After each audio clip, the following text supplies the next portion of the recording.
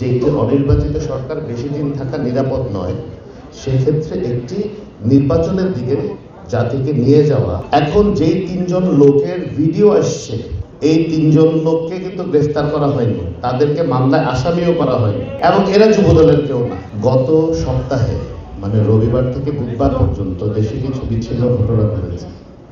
প্রথমে কুয়েটে এক ছাত্র দলের সাবেক নেতাকে গুলি করে হত্যা করে তারপর পায়ের নখ কেটে দেওয়া হয়েছে, অত্যন্ত নৃশংস। তারপর চাঁদপুরে মসজিদের এক ইমাম সাহেবকে একই সংগঠনের নেতারা, দায়িত্বশীল নেতা, এলোপাথারি কুপিয়ে মারাত্মক রকম জখম করেছে, এবং যতটুকু সর্বশেষ সংবাদ পেয়েছি উনি মারা গেছেন। তারপরে মিটফোর্ডে একটি ঘটনায় ব্যবসায়িক দ্বন্দ্বের কারণে এক ব্যক্তিকে নৃশংসভাবে পাশবিকভাবে হত্যা করা হয়েছে।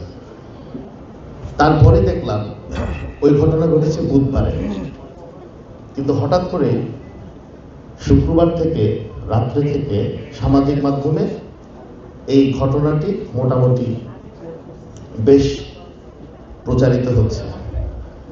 তো এখানে আমিও বিএনপি মিডিয়া সেলের সাথে কাজ করি, আমার বন্ধু ইসরাফিলও বিএনআরসিতে কাজ করে। তো আমাদের এই লাইনে কিছুটা এক্সপার্টিস না থাকলেও কিছুটা নো হাউ আছে। তো দেখা যাচ্ছে স্পেসিফিকলি এই বিষয়টাকে বুস্ট করা হচ্ছে, বা এটাকে ভাইরাল, যেটা আমরা স্বাভাবিক শব্দে যেটা আমরা বোঝার জন্য যেটা হয়, এটাকে ভাইরাল করা হচ্ছে। কিন্তু মজার বিষয় হচ্ছে বারবার বলছে যুবদল যুবদল যুবদল।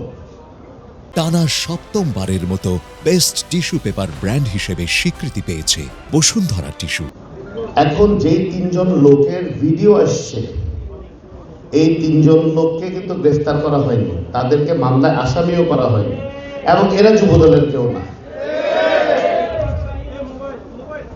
এখন সন্দেহ হয়, যখন চিফ অ্যাডভাইজার বা ওনার সরকার নির্বাচন কমিশনের সাথে বসে বললেন ডিসেম্বরের মধ্যেই নির্বাচনের প্রস্তুতি গ্রহণ করো, তাহলে কি কোনো বিশেষ মহলের এটা মাথা ব্যথার কারণ হলো কিনা?